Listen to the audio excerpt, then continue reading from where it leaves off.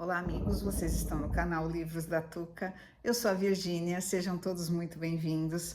Eu hoje estou aqui para conversar um pouquinho com vocês sobre esse livro maravilhoso, emocionante, incrível, de Maria Valéria Rezende, O Voo da Guará Vermelha. Eu não acredito que eu ainda não tinha lido esse livro. Aguardem aí, já já.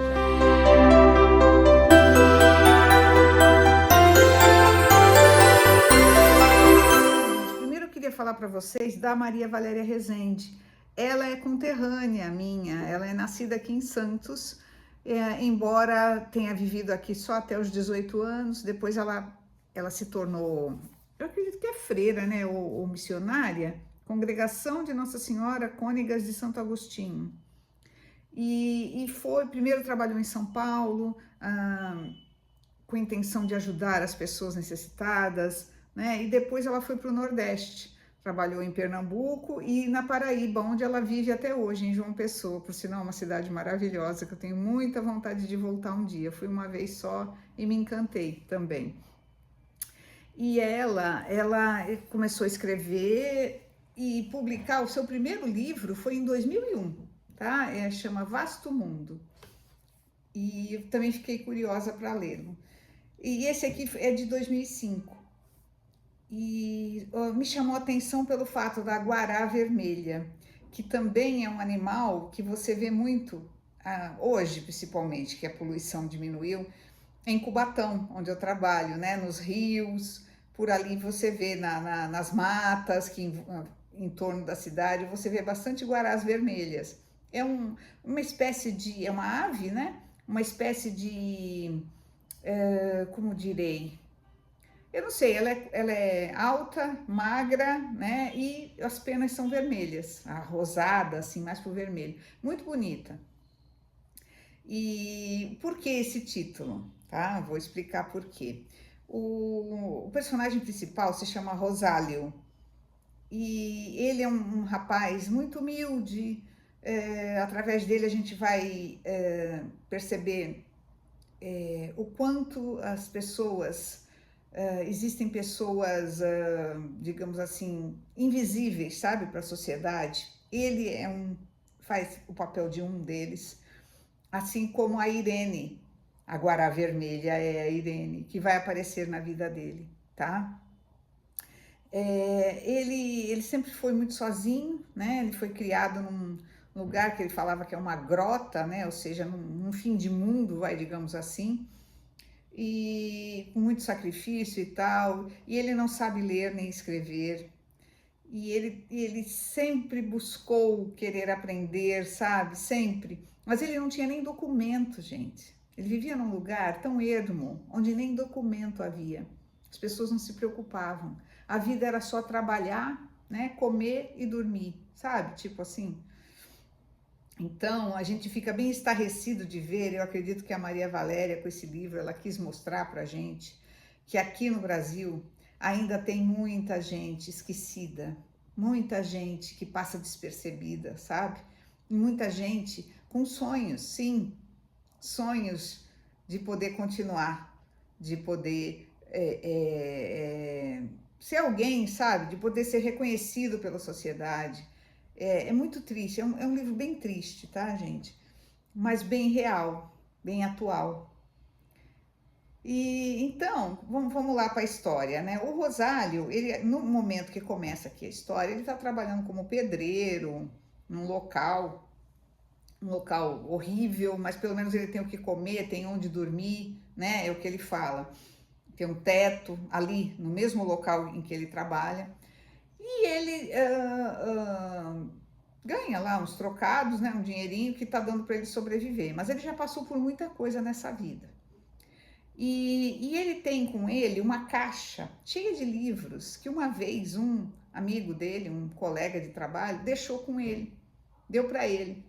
E ele, a tristeza maior na vida dele é não entender, ele não saber ler até hoje, né? Aqui não fala a idade que ele tem, mas acredito que já seja por volta dos 30 anos, por aí. A gente, no decorrer do livro, vai conhecer a história dele, tá? Mas nesse ponto, no início, ele vai até a cidade e ele vê essa moça, né? Magra, de vestido vermelho. E ele olha e se lembra de uma guará vermelha. Ele falou assim: nossa, ela parece uma guará vermelha. E ela era uma prostituta, vem a ser a Irene, a segunda personagem principal desse livro. Tá? E ele vai com ela, só que ele não tem dinheiro. Então, ela fica meio assim, mas aí ele começa a conversar com ela, contar a vida dele e mostra a caixa de livros. Onde ele vai, ele carrega aquela caixa de livros porque ele tem medo de ser roubado. É o tesouro dele, gente. Que coisa linda. Não, lindo. E ela, apesar de prostituta, ela sabe ler. Então os dois começam a conversar e ele pede para ela pede que ele conte para ela a história da vida dele ou várias histórias, porque ela nunca saiu daquele lugar.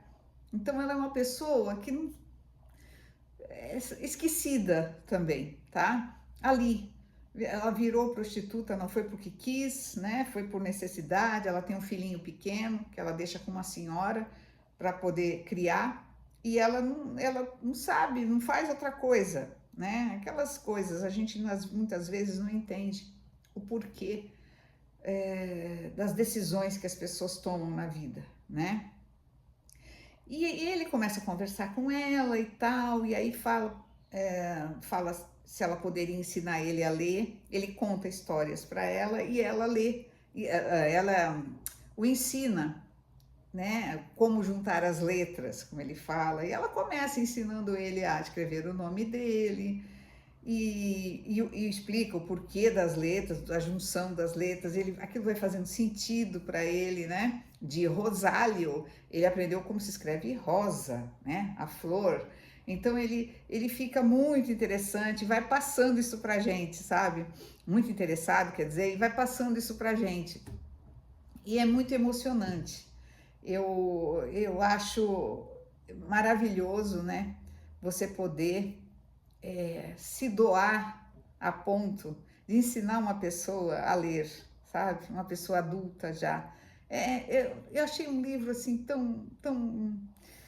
ai, sei lá, dá tão um quentinho no coração, dá pra gente pensar que ainda tem muita coisa boa nessa nossa vida. Bom, e aí continua, e ele vai contando para ela a história da vida dele, o quanto ele sofreu. Pra vocês terem uma ideia, ele foi enganado, né? Ele estava numa feira e apareceu um cara no caminhão e falou que, ó, quem quer trabalhar aí? Quem quer trabalhar? É um emprego maravilhoso, vocês vão ter casa, comida. Aí ele vai logo correndo e fala assim: ai, o senhor sabe se a gente também vai poder aprender a ler e escrever? Ele fala: claro, vai aprender geografia, história, não sei o que. Aí ele fica todo animado. Ele entra no caminhão. Naquele caminhão, eles andam dias e noites, ele e outros rapazes que foram enganados também, até chegar num lugar onde eles são super maltratados, onde é só um barracão onde eles dormem em redes, e eles trabalham o dia inteiro, sabe, cortando árvores. Eu fiquei imaginando, aqui não falo o local, que deve ser na Amazônia, né? E não se via nada, não tinha nada, e comiam o mínimo possível, trabalho escravo. Quando ele foi pedir o dinheiro dele, o cara deu risada, falou que ele ainda estava devendo para ele, porque e a comida que ele comeu esse tempo todo. Então, uma coisa assim que a gente sabe que existe, tá? É um alerta, né? Isso existe e as autoridades, ninguém faz nada, infelizmente, tá? E ele conta esse trecho da vida dele para ela e ela fica interessada. Aí sempre no dia seguinte ele fala: no dia seguinte eu conto mais, agora você me ensina um pouquinho de leitura e de como eu faço para escrever. E assim eles vão trocando as experiências de vida deles, sabe? É tudo muito bonito, até que chega um ponto que a tal obra onde ele estava trabalhando, ela terminou. Então ele precisa de um lugar para ficar. Ele acaba indo morar com ela, né? E depois eles conversam muito e tal, e ele chega à conclusão que a melhor coisa para ele fazer na vida é contar histórias, porque ela adora as histórias que ele conta, embora ele está contando a vida dele. Mas que nem ela falou, você sabendo ler, você vai contar as histórias dos livros para as pessoas. Lá nesse lugar, é um lugar tão pobre que as pessoas se reúnem muitas vezes nas praças para ouvir os contadores de história. Sabe, gente? Eu acredito que tenha locais assim ainda no Brasil. Locais em que as pessoas não sabem ler e escrever, locais em que as pessoas vivem trabalhando em regime de escravidão ou semi-escravidão, né? E as autoridades simplesmente fecham os olhos e deixam para lá, né? E há lugares aqui no Brasil, o Brasil é tão grande, gente, é tão grande, que há lugares. Eu recentemente estive em Minas, nós passamos por uns lugares que eu falei, gente, se a pessoa quiser se esconde aqui, porque assim, montanhas imensas, muita mata fechada, e você vê uma casinha lá no meio, sabe? Então, tem lugares assim, tem, tá? E, enfim. Mas é isso, a história vai se desenrolando toda, né? E o final é emocionante e ao mesmo tempo um pouco triste, como toda a história inteira, mas ao mesmo tempo dá uma esperança, um alento para a humanidade, sabe? Que ainda existe pessoas que conseguem compartilhar o pouco que tem com aqueles que nada têm ou que também têm pouco. E muito bonito, muito bonito. Eu adorei, quero ler tudo dela, tá?